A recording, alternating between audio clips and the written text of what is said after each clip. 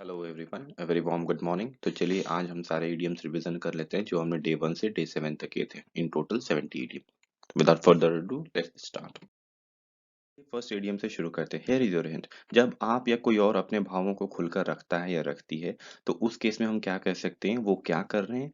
They are wearing their heart on their sleeves। They are wearing their heart on their sleeves, यानी अपने भावों को वो बड़ा खुलकर रखते हैं। नंबर टू, जब आपको शक पनपता है, आप किसी पर शक करते हो, सस्पेक्टेड होता है कोई, तो उस केस में क्या कहेंगे? You are smelling a rat. You are smelling a rat. शक पनपना यानी स्मेलिंग अ रैट। नाउ जब आप पे संदेह किया जाए, आप पे कोई परेशानी आए, या आप पे कोई शक किया जाए किसी बात को लेकर, we can say that you are under a cloud. You are under a cloud यानी संदेह के घेरे में होना। ना कोई अचानक से गायब हो जाए, जैसे एक मैजिशियन किसी खरगोश को गायब कर दे, तो in that case we can say the magician vanished the rabbit into thin air। the magician vanished the rabbit into thin air। Number 5, जब आपको कोई अनसुना करे, जानबूझकर आपकी तरफ हो, जैसे आपको सुन ही नहीं पा रहा, वो ऐसा रिएक्ट करे, तो क्या कहेंगे? That person is turning a deaf ear to you। That person is turning a deaf ear to you। Number 6, ना आपको कोई अनदेखा करे, वो भी एक तरह का इग्नोर ही हुआ कि आपको कोई अनदेखा कर रहा है, तो we can say he is turning a blind eye. He is turning a blind eye. Now number 7, जब आपको कोई डांटे, कोई फटकार लगाए, आपको जिम्मेदार ठहराए, okay, someone when holds accountable to you, then we can say what we can say, you are taken to task। और जब आप किसी को ऐसा करते हैं यानी you are taking him or her to task, यानी फटकार लगाना ना। इसके बाद जब कोई भाग जाए, मतलब तुम भाग खड़ा होना जैसे कहते हैं कि स्कीपिंग वेरी रैपिडली, तो इस केस में क्या कहेंगे? जो भाग खड़ा हो रहा है, that means he is taking to his heels. He is taking to his heels. Number 9, जब जिंदगी में आप नया चैप्टर शुरू करते हो, मैंने फैसले लेते हो कि आप बहुत अब कुछ नया और अच्छा करोगे, in that case what do we do? You are basically, you what are you doing? You are turning over a new leaf in your life। you are turning over a new life यानी नया जीवन को शुरू करना। Now next, जब आपको किसी दुकान में बहुत ज्यादा पैसे देना पड़ जाए, या कहीं पे भी आपको बहुत ऊंची कीमत देनी पड़ जाती है, तो क्या कहेंगे? You have to pay through your nose. You have to pay through your nose. Now let's move to the day 2 revision. Next, एक बहुत ही हाईली एक्टिव और लाइवली पर्सन को हम लोग क्या कहेंगे? A live wire. क्या कहेंगे? अ लाइव वायर, बहुत ही ऊर्जावान या जिंदा दिल। नेक्स्ट, नाउ किसी की बातें जब आपको बहुत दिल पर लग जाती हैं, that means you are taking their words to your heart. You are taking their words to heart, दिल पर किसी की बातों का लगना। जब आप बहुत ही ज्यादा मेहनत करते हो, that means what you are doing, you are taking the pain. You are taking the pains यानी टू टेक पेन्स यानी मेहनत करना। नाउ आप जब किसी चीज का जायजा लेते हो, पता लगाते हो कि वो चीजें कितनी हैं, कितनी अच्छी हैं, कितनी बुरी हैं, that means what you are doing, you are taking a stock of. You are taking a stock of, that means आप जायजा लेते हो, carefully assess and take stock of. जब आप किसी बहुत ही परेशानी या दुख या पीड़ा को जब झेल रहे हो, that means what you are doing, you are putting up with it. You are putting up with it, that means to put up with, सहन करना, सहन करना। नाउ जब कोई आपको फेक इमोशंस दिखाता है, मतलब they are not what they are showing, that means what they are doing, they are basically shedding the crocodile tears.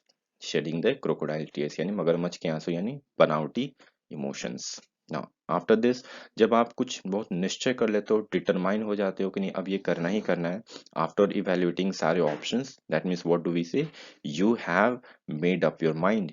You have made up your mind. You have made up your mind. No, कभी ऐसा situation जब कोई दुकानदार या कोई कोई और भी पर्सन चीजों को बहुत गोलमोल करता है, घुमाता है, फिर आता है, और बार बार फिर उसी पॉइंट पर आ जाता है, then what can we say? In that case that person is running about in circles, और that person is going about in circle, just गोलमोल करना, waste time inefficiently. Now after this, बिना लाग लपेट के कहना, मतलब कोई बात को तुम सीधे कह देना, अगर वो बुरा है तो उसे बुरा कह देना, without thinking that what he और she will think. Now, in that case, what do we say? We call a spade a spade. We call a spade a spade. Repeat. We call a spade a spade. यानी बिना लाग लपेट के बातों को सीधे and directly कह देना। नौ, जब कोई इतिहास रचता है, जब कोई यह नया रास्ता बनाता है ताकि दूसरे भी उसे फॉलो कर पाए, व्हाट कैन वी से? that person, he or she is blazing a trail. He or she is blazing a trail. He or she is blazing a trail. Now let's move to the next. Now think of a situation where आप बहुत ही अचानक से surprise हो जाते हो, चंपित हो जाते हो, हैरान हो जाते हो. So what do we say? We can say that you are taken aback. You are taken aback. You are taken aback. आप बहुत ही हैरान हो गए. नाउ एक ऐसा एग्रीमेंट या ऐसा कोई डील जो बहुत ही न्याय संगत हो, न्याय संगत यानी बहुत ही फेयर हो, सही हो, उसमें कुछ गलत ना हो. So we can say that agreement is fair and square. That agreement is fair and square.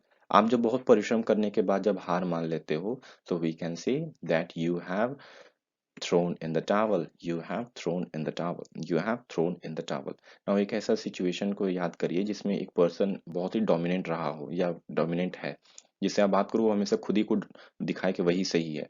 तो we say that that person rules the roost. That person rules the roost. वो डोमिनेंट है, वही हर जगह नियंत्रण रखता है अपना.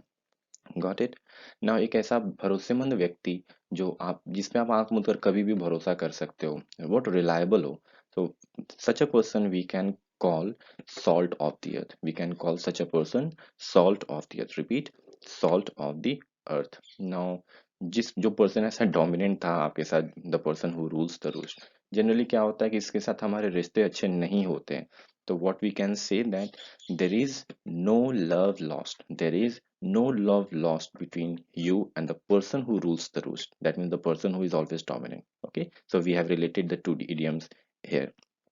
Now जब आप किसी से अपने पेरेंट्स से जब बचपन में कुछ डिमांड करते थे, कुछ मांगते थे, तो वो मना कर देते थे. तो हिंदी वी से दैट उसने मुंह लटका लिया. उसने मुंह लटका लिया. तो एग्जैक्टली मुंह लटका लिया मतलब he has pulled a long face. He has pulled a long face यानी दुखी हो गया या अप्रसन्न हो गया. Repeat, pulling a long face means दुखी होना है, अप्रसन्न होना. ना एक ऐसा दोस्त होता ही हमारे ग्रुप में जो बस पुरानी ही बातें करते रहती कि उसने कब झगड़ा किया था या उसने कब दोस्ती करी थी. तो वो हमेशा क्या करता है, पुरानी बातें करता है. सो what he is doing, he is just generally जितने गड़े मुद्दे होते हैं वो सारे उखाड़ रहा होता है. So in that case we can say let sleeping dogs lie. इसका मतलब ये हुआ कि गड़े मुद्दे को ना उखाड़ो. लेट स्लीपिंग स्लीपिंग डॉग्स को मान लीजिए गड़े मुद्दे हैं तो उसको सोने ही दो. That means let sleeping dogs lie. गड़े मुद्दे को ना उखाड़ो. Got it. Now coming to the next. पहले ही किसी समस्या को रोक देने यानी जैसे कोई प्रॉब्लम छोटी होती, जब आप उसे संभाल लेते हो, सुधार लेते हो, तो बहुत बड़ी नहीं होती. तो in that case if you are doing so, that means you are nipping the bud. Nipping in the bud. You are nipping in the bud मतलब उस समस्या को पहले ही शुरू के क्षणों में रोक दे रहे हो. That means you are nipping in the bud. पहले ही किसी समस्या को रोक देना. नेक्स्ट. नाउ जब कोई ठंड, अभी तो ठंड चल रही है, ठंड में जनरली बहुत लोग डाई मतलब मर जाते हैं generally because of this weather. So in that case many people die during winters, especially the old people. So in that case they are, we can say they are kicking the bucket. They are kicking the bucket. जीवन का समापन हो जाना. The old people are kicking the bucket. Got it? Next. Now क्या वो आपको show याद है, एक अक्षय कुमार की आती थी खतरों के खिलाड़ी? ओके. सो बेसिकली एक ऐसा पर्सन जो बहुत बिना सोचे समझे जोखिम ले लेता है, बहुत ही खतरों को मोड़ लेता है. So we can say that person is always throwing caution to the winds. That person throws caution to the winds यानी बिना सोचे समझे जोखिम ले लेना. नाउ ऐसा सिचुएशन या ऐसे लाइफ में हमारे पर्सन होते हैं जो बहुत ही बनावटी वफादारी दिखाते हैं. ओके, कि मैं संभाल लूंगा, बट एक्चुअली वो they don't mean it. So in that case we can say they are paying lip service. They are paying only lip service. बस मुंह से ही कहते हैं. They are paying lip service. Got it. Now एक ऐसा situation imagine करिए जब आप ट्रेन पकड़ने जा रहे हो और जस्ट ट्रेन खुलने से पहले आपने जंप करके ट्रेन को पकड़ लिया. So actually what you did, you were in the nick of time. You were in the nick of time मतलब आप ठीक बिल्कुल समय पर थे. समय जस्ट मतलब खत्म होने से, डेडलाइन खत्म होने से जस्ट पहले. Okay, in the last possible moment you are in the nick of time. Got it. Now एक ऐसा सिचुएशन को इमेजिन करिए जब आपके पास कोई ऑप्शन है ही नहीं. ओके, जो समय सामने आपको दिख रहा है सामने में, वही आपको करना है, वही आपको लेना है, वही चूज करना है. So actually in that case you are having options choice. You are having options choice. What you are having, you are having options choice यानी आपके पास एक ही विकल्प है एक्चुअली, यानी कोई विकल्प ही नहीं है. Got it. नाउ बहुत बार हम जब कोशिश करते हैं और हम उसे नहीं कर पाते, कोई भी सिचुएशन में कोई भी टास्क को हम नहीं कर पाते हैं, so when we are unsuccessful in doing something, that means we fall flat. We fall flat यानी हम असफल हो जाते हैं, टू फेल और to be unsuccessful. Got it. Now एक ऐसा पर्सन को इमेजिन करिए जो बहुत ही स्ट्रिक्ट हो, बहुत ही वो सख्त हो, मतलब या कोई रूल्स हो, कोई रेगुलेशंस हो जो बहुत ही स्ट्रिक्ट हो, जैसे ट्रैफिक रूल्स हो गए। हालांकि कोई मानता नहीं है, but still there rules are very strict. Got it. So in that case, that rules और those rules are hard and fast. Those rules are hard and fast, जो अपरिवर्तनीय, बहुत सख्त, स्ट्रिक्ट, इनफ्लेक्सिबल रूल्स और principles. Got it. Hard and fast. Now एक ऐसा logical argument, किसी से आपकी बहस हो रही हो, जो सामने वाला जो कह रहा है उसके बातों का कोई और छोर नहीं है, मतलब कुछ भी कह रहा है। कुछ भी, मतलब ना कहते हैं कुछ भी, यस दैट वाला कुछ भी कह रहा है। So that means we can say his arguments do not hold water. His arguments do not hold water, यानी वो विचारशील या तर्कसंगत है ही नहीं। ठीक है, और जब होगा तो we can say it his arguments hold water. Got it? Hold water. Now हम लोग जब छोटे थे तो एक फियर जो सबको रहता था, क्या? स्टेज फियर, किसी के सामने जाकर डांस करना या बोलना या स्पीच देना या कोई एक्शन या कोई एक्ट करना, right? So in that case we can say that we fought shy of, we fought, fight को मैंने बना दिया fought, because we are talking और we are taking example of the past. So fight shy of मतलब क्या होता है? सामना होने से बचना, to avoid encountering. Okay, fight shy of यानी सामना होने से बचना। Got it. नाउ एक ऐसा सिचुएशन याद करिए जब किसी बच्चे ने या किसी सिचुएशन या मतलब कुछ किसी चीज ने भी आपको इतना परेशान कर दिया कि आप मतलब बहुत ही ज्यादा परेशान हो गए, बहुत गुस्से में आ गए, right? So in that case we can say, let's say kid, जो रोता हुआ बच्चा है, वो रोता हुआ बच्चा बहुत लोगों को चिढ़ा देता है, बहुत ज्यादा। मुझे तो बहुत चिढ़ा देता है। So actually when a baby is crying too much, so what I can say, I get on my nerves, I get on my nerves, that means बहुत ज्यादा चिढ़ जाना। Got it? Get on somebody's nerve। Now जब हम किसी situation में rules को define कर देते हैं कि फॉर एग्जांपल हम कोई गेम खेल रहे हैं और उसमें हमने डिफाइन कर दिया कि आपका ये रोल है, आपका ये रोल है और आपका ये रोल है।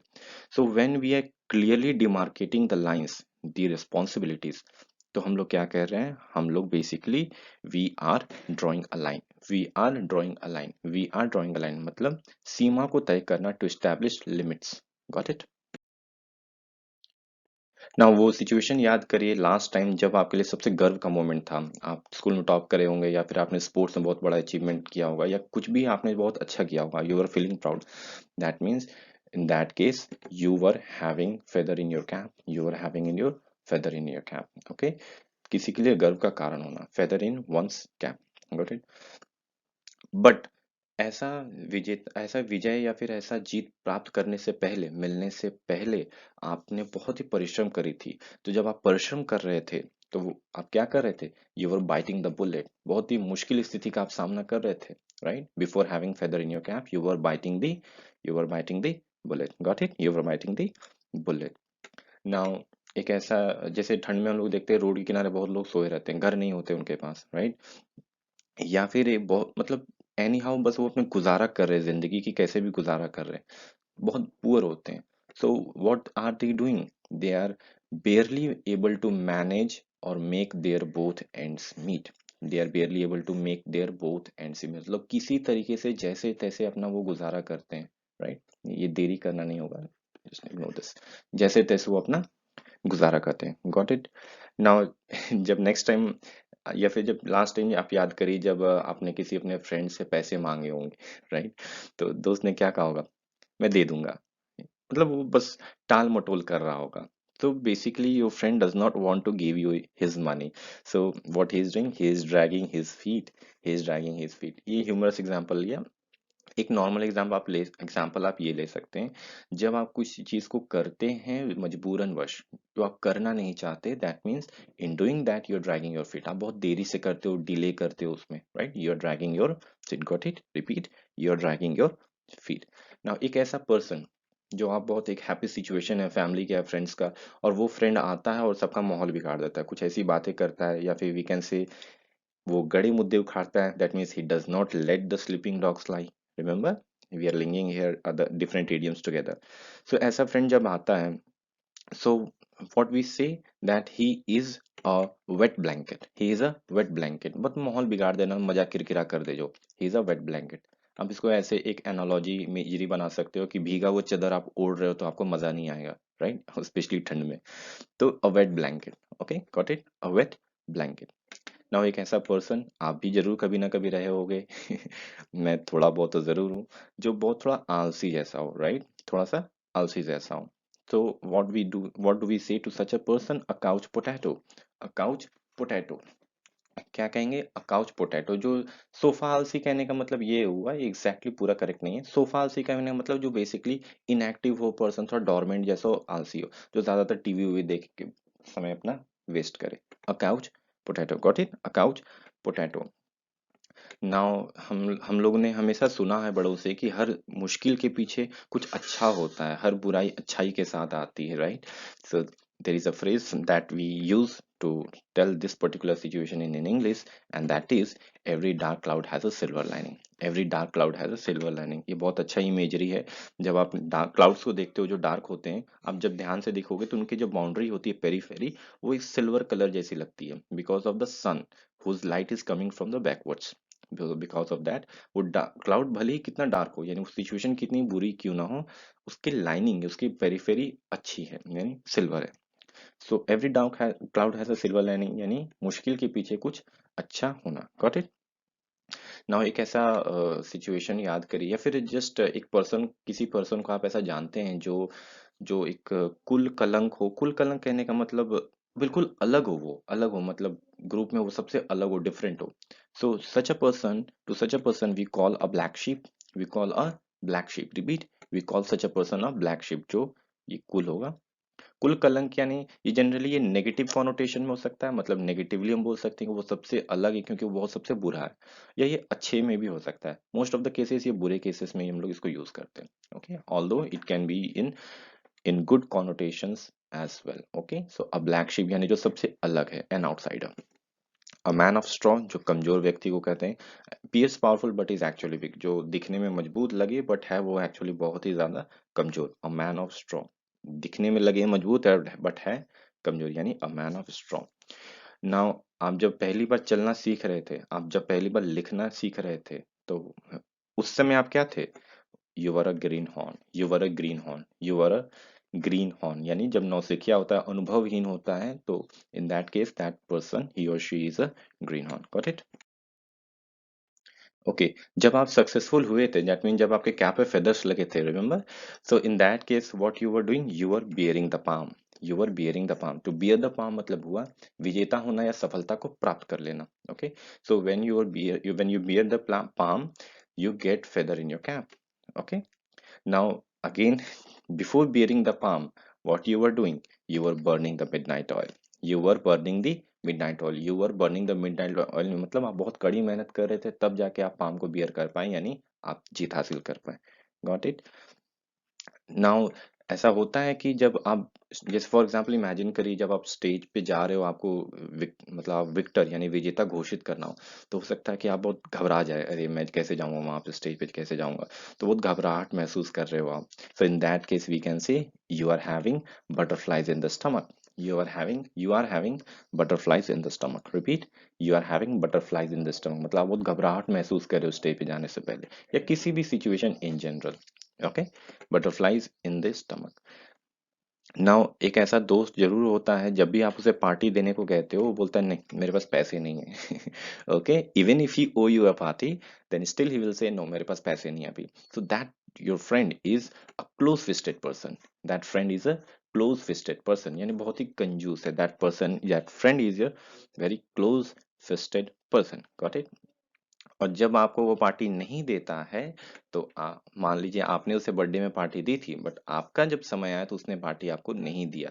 दैट मीन्स अब आपको पार्टी नहीं मिलने की वजह से आप क्या हो गए, आप हो गए परेशान। Just saying, just kidding, just to understand these examples and idioms बेटर, I am making this story. तो आप जब परेशान हो गए, that means you are at sea, you are at sea, that means आप बहुत परेशान हो गए।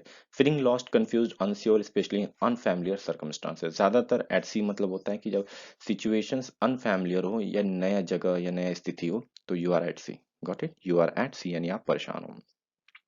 फिर आप क्या करते हो, आप जब परेशान हो जाते हो तो आप उस पर्सन के साथ क्या करते हो, झगड़ा करने लगते हो कि मैंने तुझे पार्टी दी थी, तूने मुझे क्यों नहीं पार्टी दी, right? So when you are fighting that person, your friend, to get your party that he owes to you, that means you are at loggerheads, you are at loggerheads, you are loggerhead मतलब असहमति के कारण विवाद हो जाना, ठीक है, you are at loggerheads, conflict, got it?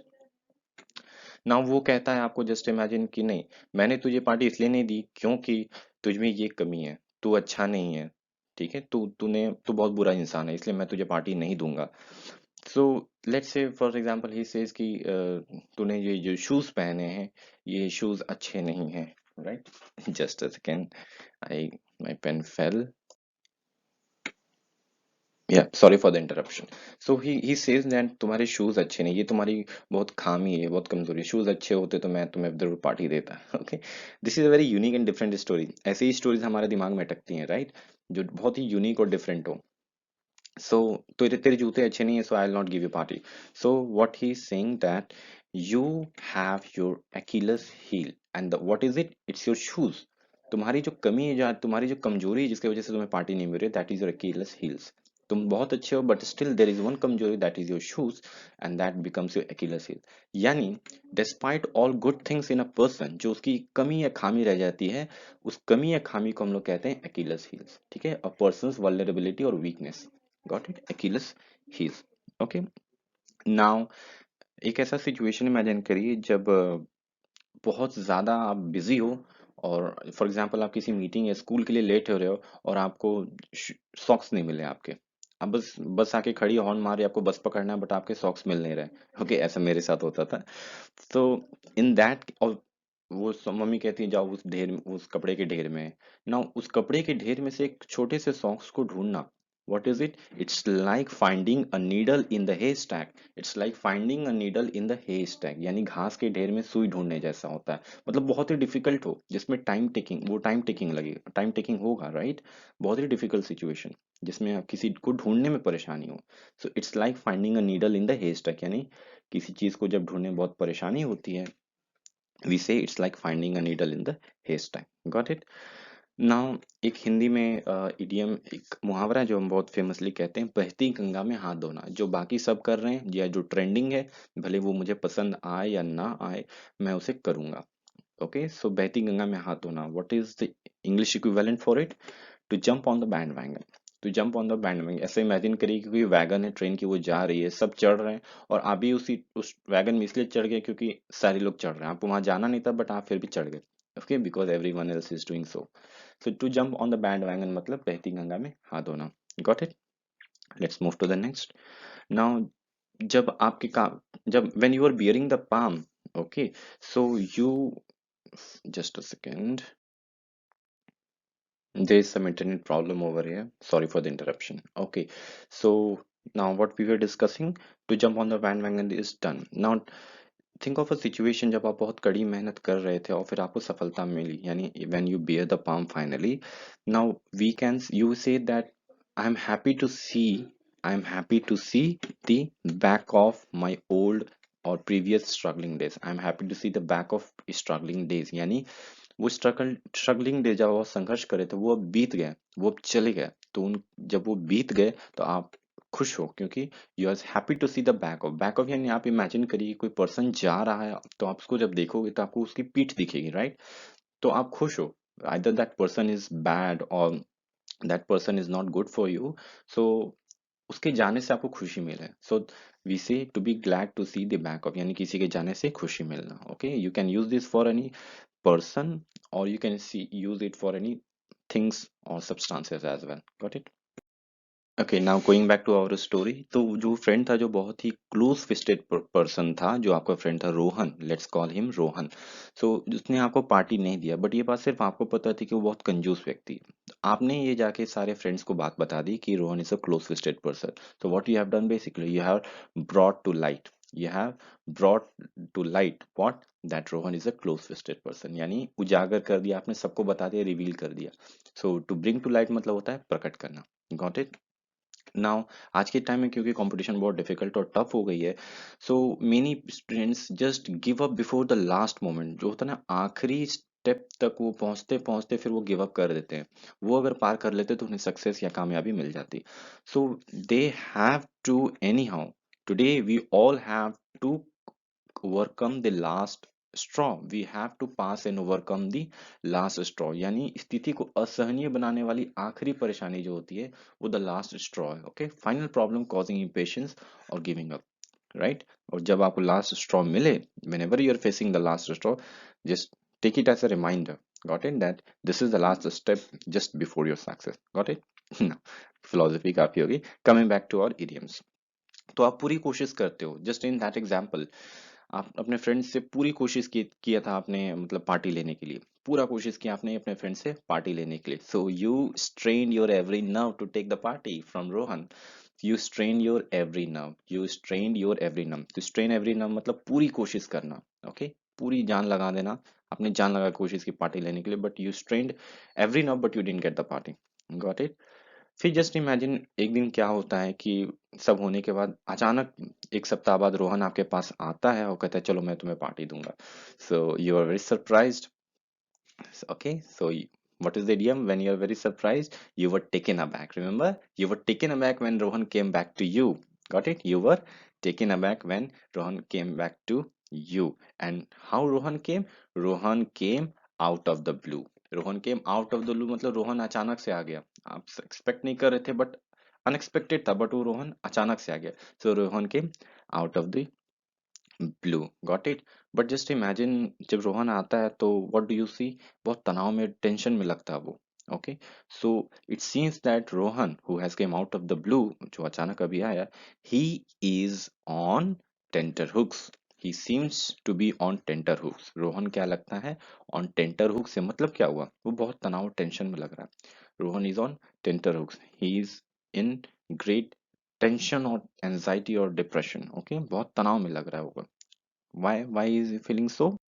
Because he is feeling on tenterhooks, he is on tenterhooks because किसी ने उसे कह दिया that वो एक गधा जैसा दिखता है। Okay, just making the story funny, वो एक गधा जैसा दिखता है ना। वो जब गधा जैसा दिखता है, that means someone has said that Rohan takes after a donkey, Rohan takes after a donkey, Rohan takes after a donkey, यानी रोहन एक गधे जैसा दिखता है, किसी के जैसा होना।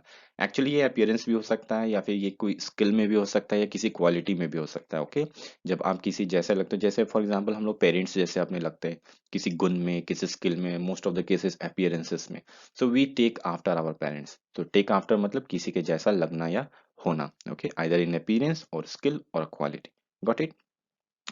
Now when Rohan has come to you, he is saying, what does he say, that चलो मैं तुम्हें पार्टी दूंगा, एंड ये बहुत बड़ी पार्टी होगी, बट इसके बाद तुम कभी पार्टी मत मांगना। Okay, this will be, this party will be once and for all, once and for all, this party will be once and for all. चलो मैं तुम्हें पार्टी देता हूँ, ये हमेशा के लिए हो जाएगा, डोंट आस्क अगेन। तो कॉन्क्लूसिवली डीलिंग डिसिसिवली, मैं तुम्हें पार्टी देता हूँ वंस फॉर ऑल, यानी अब हमेशा के लिए मैंने पार्टी दे दिया। Okay, got it, once for all. Now, as soon as Rohan says that I will give you party once for all, यानी हमेशा के लिए पार्टी तुम्हें दे रहा हूँ, दोबारा मत मांगना, conclusively. Now, I or that person, जैसे रोहन का जो फ्रेंड है जिसे पार्टी नहीं मिली, let's say I am that person, okay? So what I did, I made a beeline for, I made a beeline for the shop where I will get the party. Okay, I made a beeline for, to make a beeline for यानी होगा तेजी से बढ़ना। जैसे ही उन्होंने कहा चलो party, तो मैं भाग खड़ा हूँ, मैं तुरंत चला उसकी ओर, किसकी ओर, उस दुकान की ओर जहाँ मुझे पार्टी मिलने वाली है। जैसे फॉर एग्जाम्पल जब स्कूल में घंटियां बजती हैं छुट्टी वाली, तो बच्चे कितने तेजी से गेट की ओर भागते हैं कि अब बहुत अत्याचार हो गया मुझ पे, मुझे घर जाना है। Okay, to make a beeline for means तेजी से बढ़ना या फिर भागना, got it, to make a beeline for. Okay, now what happens कि रोहन, अब क्या होता है कि रोहन एक्चुअली बदला ही नहीं था, वो आपको पार्टी देना ही नहीं चाहता था। वो क्या करता है, आपको दुकान पर ले जाता है, आपको बहुत खिलाता पिलाता है, बट पैसे देने से पहले वो भाग जाता है। ओके, सो रोहन क्या करता है, पैसे देने से पहले भाग जाता है।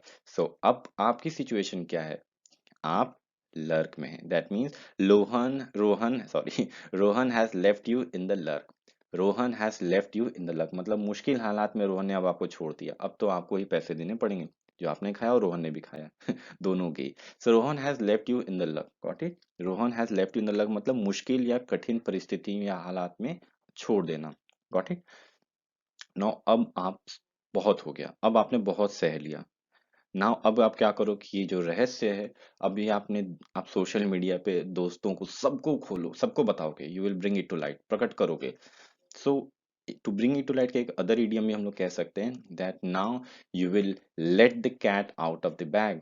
You will let the cat out of the bag, you will let the cat out of the bag, repeat, you will let the cat out of the, मतलब अब आप ये रहस्य खोल दोगे कि आपके साथ ऐसा रोहन ने किया है। Okay, so you will let the cat out of the bag, out of the bag.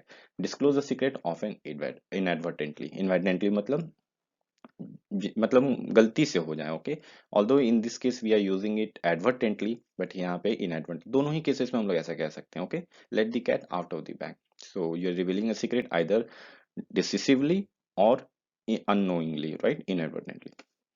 So I hope you have understood the idioms and you have revised all. Okay, this was me, Mana Tiwari from the Lifelong Student. I thank you so much for joining this session. I hope I was able to make you revise the idioms well through the story format. Okay, so do like the video, subscribe the channel if it helped you out anyway. See you next time in the day number 8. Till then, keep learning and stay safe. Goodbye.